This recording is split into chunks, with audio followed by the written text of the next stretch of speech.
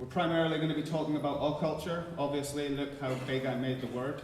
I have recently at Conjuring Creativity in Sweden this year spoken a little bit about this, but given the conference was called Occulture, I felt compelled to revisit this subject. So, occulture, here we are, we're in it, we're being it, we're within it. So what exactly is it? So I want to have a bit more of a think about precisely what occulture is. It's a word that we all use a lot because it's an alluringly playful word. And that's not incidental with regards to the word. It's an important attribute, obviously. Now, occulture is probably as complex and amorphous an idea as, well, culture. So I'm going to be focusing specifically on two very important aspects of occulture today. And those are also hidden in plain sight here in my title page. Reading the revealed face of the concealed. The act of interpreting occulture as a text is something that I'm going to be considering. I'm particularly concerned with its inherent narrativity. See, the pieces of paper that Alcestis and Peter cleverly had don't switch themselves off halfway through you speaking. But then this one lights up, so it's, swings and roundabouts. I'm not going to do that flamboyant throwing though, because my iPad cost quite a lot of money. Okay, so we're going to be looking at narrative, and that is to say story, and there'll be a lot of themes that came up earlier, especially in the talk that Danny gave.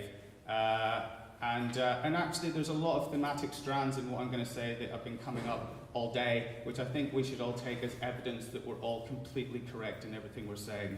And definitely not that we're having a shared delusion of any type. It's definitely that we all know what the story is. Okay. Secondly, of course, the revealing and concealing aspect. I'm going to be looking at occulture and its inherent relationship with secrecy. Secrecy being a crucial attribute and indeed the currency with respect to esotericism and the occult. And we all know the word occult and its definition being hidden and secret and occulted. And we trade in secrecy. This is absolutely integral to the idea of occulture. And that's me, that is. I'm also going to be talking about the author, the creator, the originator, in this instance of this particular presentation. But given the focus on narrative here, hopefully you'll see how that has broader implications. Okay. And finally, quite fittingly, this last point isn't actually on the slide, but has been brought up already. Otherness. Alterity, difference. When I look about this room and I see the presence of difference all around me, that being a term that I've stolen from sociologist Dick Hebridge, whoever that is. Dick Hebridge, who talks about the presence of difference, and he has this wonderful idea of the presence of difference being heralded by what he calls self-imposed tokens of exile, which I really like as a concept, the way that we present ourselves in a way that purposely separates us from normative and mainstream culture.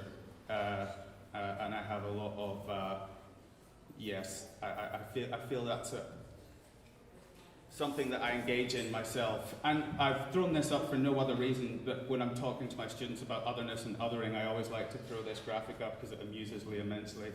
And that's there for my own fun and no other reason. Okay, so, speaking of my students, and taking the opportunity to refer to one of the greatest stories ever told, I like to play this game with them in some of my classes where I ask them who they are. I don't give the game away by showing them this picture, by the way.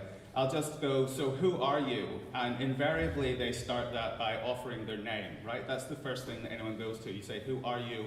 And they offer their name.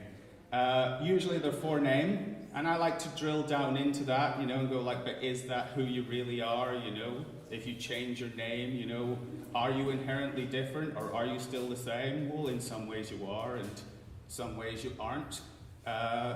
Which is a game that magicians play all the time, obviously. Initiates often take on magical mottos or new names and their magical names often evolve or adapt as they do.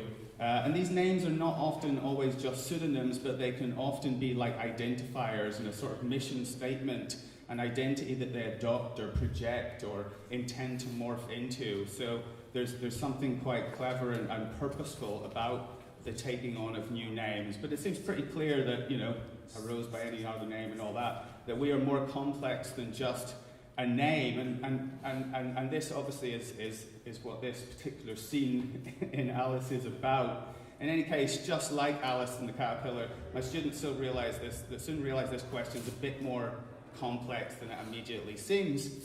So the next thing that they always go to is they attempt to explain who they are by giving an account of themselves, right? Logos, as Danny was talking about earlier. They tell a story about who they are. Which is very natural and normal, because stories don't just constitute the cultural fabric that we're embedded in. Like, we are stories in a very real sense. The narrative that is our personal history is a part of who we are. We experience and relate our life as story. And this is a well understood phenomenon, and it's known as the narrative self or narrative identity. Current neuroscience and psychology often posits that the self is better thought of as an integrated network of processes, a complex of different selves. Anil Seth, who's a professor of cognitive and computational neuroscience, he describes the narrative self thusly.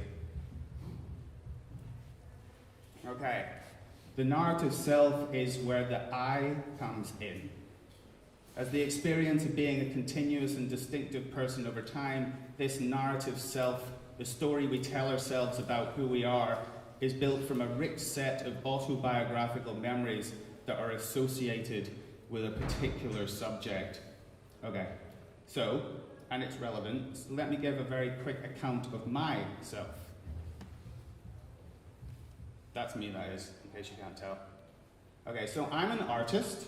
And I'm a storyteller. Primarily, I'm a filmmaker. I'm a magician, although for the record, I consider myself both to be a skeptic and generally agnostic.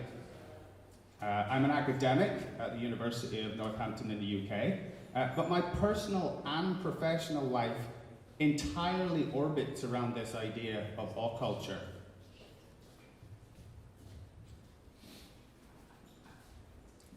And this is how the orbit looks in my life.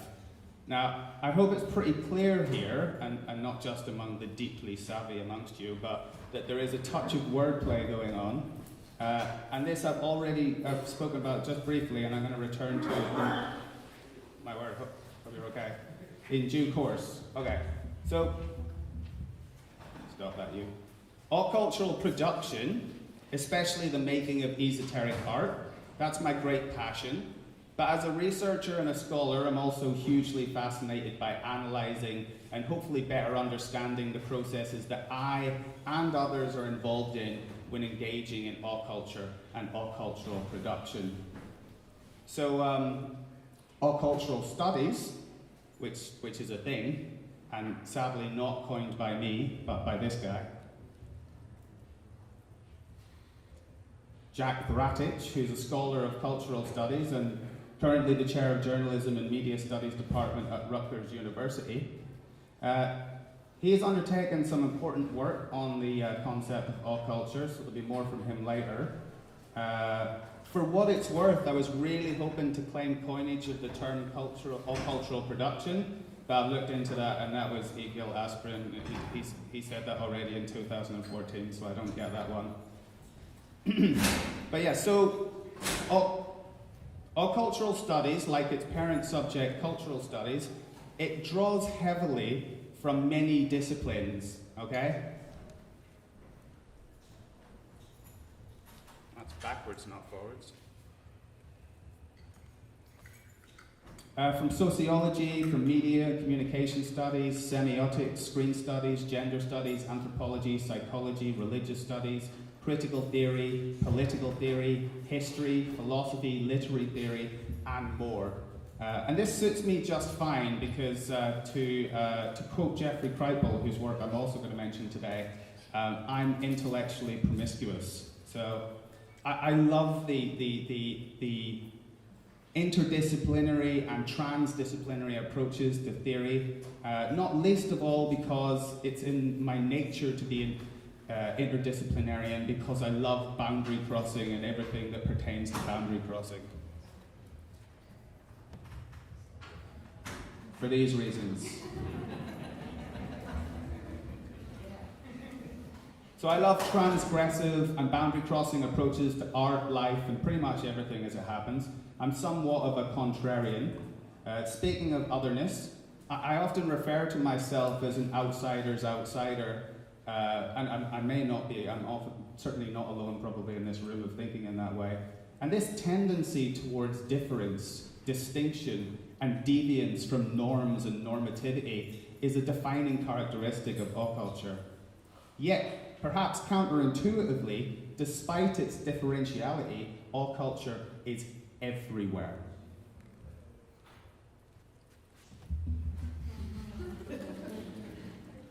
Okay, totally not sorry for that. Amuses me greatly. But it's true, it is true. Its growing popularity is difficult to comprehensively evidence, but here's a few recent notable examples. The now very popular Occulture podcast, which was launched on the 29th of September 2016, which some of the people in this room have heard on. The prominent esoteric art exhibition, Occulture the Dark Arts, which ran 12th of August to 19th of November in 2017 in Wellington, New Zealand. Through 2017 to 18, Occulture has been a popular London-based club night run by eminent scholar and esotericist Patricia McCormick. In March 2018, Carl Abrahamson released his new book, Occulture, The Unseen Forces That Drive Culture Forward. And of course, I'm currently stood here presenting at an esoteric conference called Occulture. So the phrase occulture was first coined by Christopher Partridge, artist, esotericist, and self-styled cultural engineer. And as I touched upon a couple of times now, the popularity of the term can be in part attributed to the very intentional language reconstruction and wordplay of P-Orridge. The elegant and inherently playful composition of the word, or in our academic parlance, the neologistic compound. Occulture, the playful nature of it has no doubt had an impact on the uptake of its increasing popular usage. It's just straight up fun to use, and I think this is an important part about occulture as a word. I mean, especially subverting on any other existing terminology that relates to culture, right? I've already mentioned occultural studies and occultural production, and not that long ago on Facebook, friend and colleague to many, Richard Kaczynski, was riffing on this idea with the idea of occultural appropriation. So it lends itself to this kind of humorous, playful work playing with language.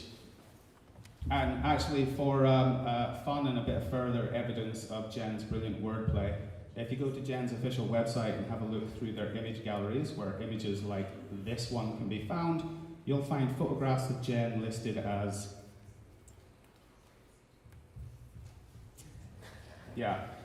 portraits of Jen, which is awesome. Jen was, of course, a founding member of the experimental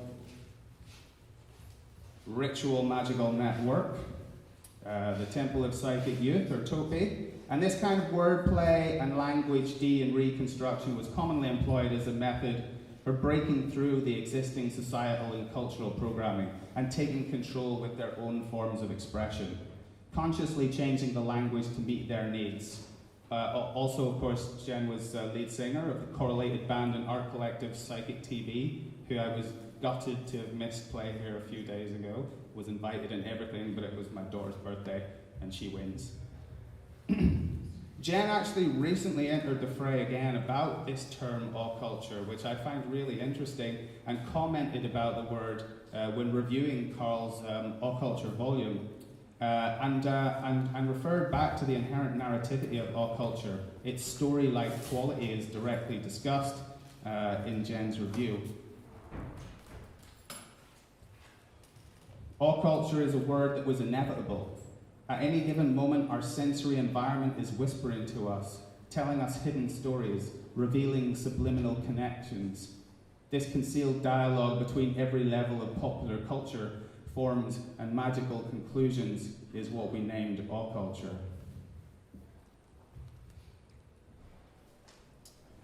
Now, the word occulture has also been prominently repurposed by the Academy, introduced first as a sociological category by Christopher Partridge in the Re-Enchantment of the West.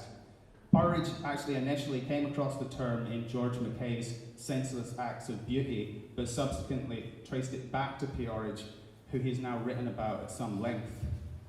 And he used the term to make sense of what he deemed to be the meaningful confluence of competing spiritual discourses within popular cultural media. On the one hand, Partridge in the West saw with widespread secularization that there was a turn away from traditional structures and forms of religion.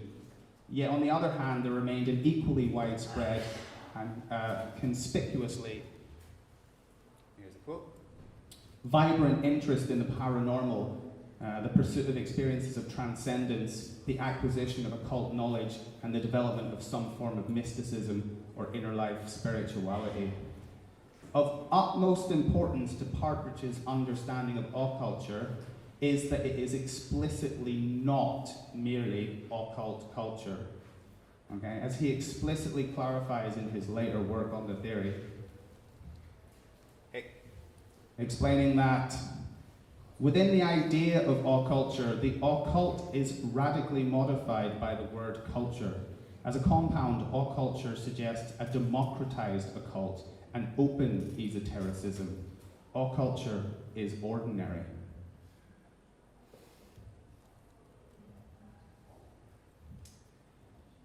So, occulture is ordinary, it's ubiquitous, it's everywhere, but it still has to be distinct in some manner from culture, right? Or they'd just be the same thing.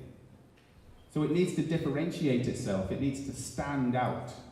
Occulture is found everywhere that culture is, but it's also distinguished from normative culture. It deviates from the orthodox cultural field.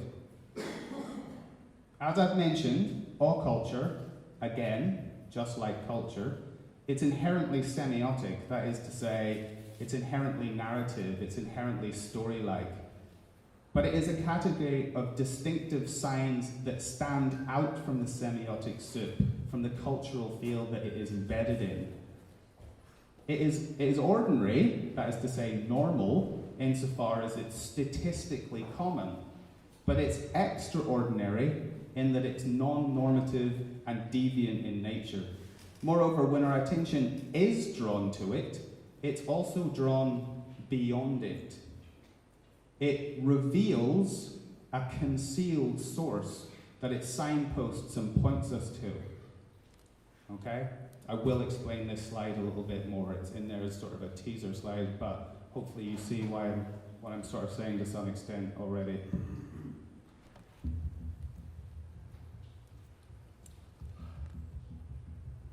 I love wobbling this mic. This is my favorite activity up here. So you see, most of the time we're unaware that we're reading our cultural environment. The stories around which our lives are informed and organized have been so normalized that they run unawares in the background much of the time. Just like if you're exposed to a constant and invariant noise, your attention will eventually filter it out as though it's not there. But sudden change, on the other hand, when we encounter a rupture in some aspect of normative or orthodox cultural meaning, we're forced to notice it and try to make sense of it, to interpret it. It's important to note that reading our cultural environment extends to the full litany of cultural texts, including any objects, actions, or behaviors that can reveal cultural meaning. And not least of all, the signifying that we do with our bodies, as Judith Butler made very patently clear. And I think this is something we do often. The ways in which we express ourselves, the ways in which we reveal cultural meaning, we're texts. I just mentioned before about the fact that we are, in a very real sense, stories. And that's an important thing to remember. Another shake.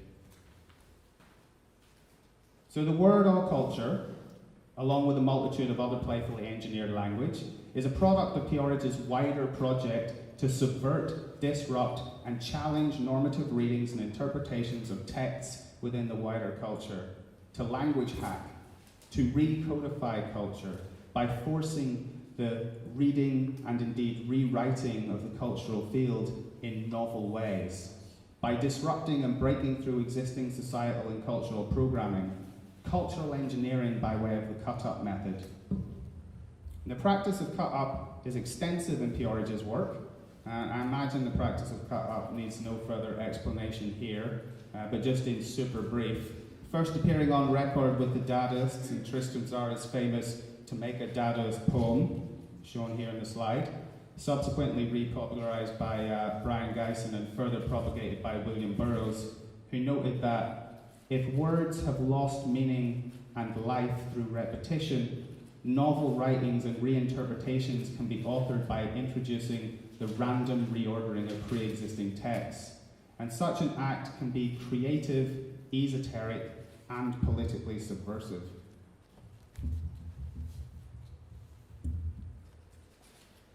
As Partridge himself comments in an amazingly titled chapter, check out that, it's Esotericism and the Wrecking of Civilization. Oh no, sorry, Esoterrorism and the Wrecking of Civilization, more important. For the esotericist, cut-up and the cultivation of occult culture are central to the subversion of social control. And esoterrorism, which is obviously really easy for me to say, but this is another great example of Jen's wordplay. This was another word coined by Jen. So the radical, subversive, and bricular nature of occulture is far from inconsequential. The purposeful deviation and disjunction from social and cultural norms are a prerequisite of occultural processes.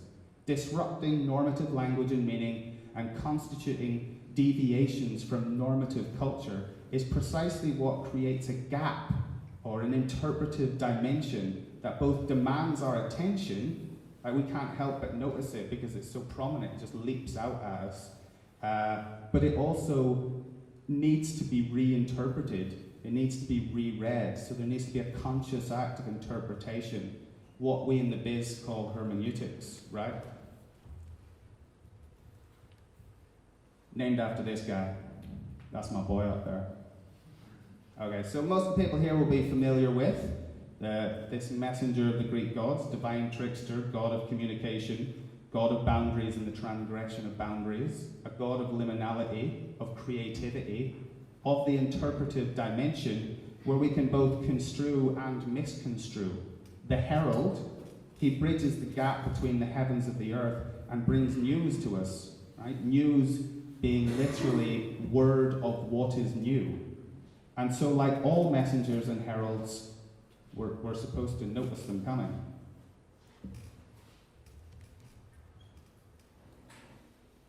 So the visibility of all culture then is paramount. Okay, to reiterate, although it is found everywhere in culture, its very distinctive and differential presence invariably draws our attention. This is what Jack Bratich, who was the academic that I referred to earlier, this is what he refers to as public or spectacular secrecy. So there are orders of mystery and religious experience that can never be communicated, right? And some of us sat in this room that have smoked DMT know exactly what I'm saying about that. Yeah, you can have a go, you can try and tell people, but you can't. Okay, so there are orders of mystery that can never be communicated. And as Anton Favre argues, such secrets, such orders of mystery, do not need one to actively keep them, because no matter how visibly they present themselves, they still require experiential insights and progressive multi-leveled understanding and penetration. And so it is with occulture generally. Although it's concurrent with all culture and ubiquitous within culture, it's everywhere. Its presence heralds radical alterity, ineffable otherness. It speaks of something unspeakable beyond the cultural field or cultural fabric. And the open, ordinary, and everydayness of all culture serves not to diminish esoteric traditions, but rather it maintains them. And this is precisely the claim that Partridge makes, that within public occulture, revelations do not eliminate the secret, but preserve and extend it, and thus secret traditions are preserved by being out in the open, hidden in plain sight.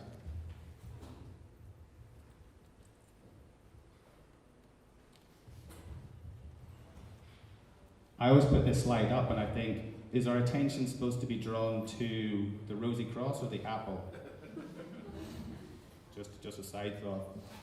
So as culture continually evolves and transforms, such secrets, such ineffable mysteries transcend culture by definition because they're incommunicable and outside the field of language, so they're outside the semiotic soup that culture is. So such mystery must be continually rediscovered within individuals' personal and subjective phenomenological experience. All culture, however, by way of its public secrecy, it signposts these mysteries and it preserves their continuous rediscovery. That is the function that it plays within culture, to maintain the mysteries. So all culture, it's a very public form of secrecy that is a part of culture, but it's always pointing and signaling beyond culture, beyond society, with the expression of something entirely beyond words themselves. And this is the sense in which all culture is the revealed face of the concealed. And I just wanted to add, there was a little safe throw there, that one wasn't quite as radical. I just wanted to add, I don't often get into folk etymology, and it's something that a lot of magicians do, and they can get a little carried away with it and run ragged with wordplay. But one word that I'm really interested in is universe. This word really appeals to me, right? It's got a really simple meaning. It means turned into one. But, so there's the uni one, and verse means turned into. But of course, verse links with the word in that there was an etymological link between, I believe, the ploughing of the fields and seeing the turn of the ploughing going from line to line, and this is how we understand verse, going from line to line. And so it relates to poetry, and it relates to poem, and it relates to song, and it relates to story. So one kind of play on universe I like is that it also kind of means the one story, the overstory with which all other stories are embedded within. This is a nice conception of universe for me. And so if the magician is anything, if the magician has any task, and there are a whole other realm of things to discuss outside language, like the non-linguistic and affect, but I haven't talked about that today. But in terms of this story-like quality of the world, in terms of language hacking and cultural programming, if the magician has any task, it's to take a radical responsibility for the way in which they express themselves into the world. And I mean that in every possible conception of self-expression into the world. That is the task of the magician. And that is an individual magician's task, but maybe as a collective, we can think about collectively co-authoring the universe together, and that this should be the great work understood on a collective basis. Woo!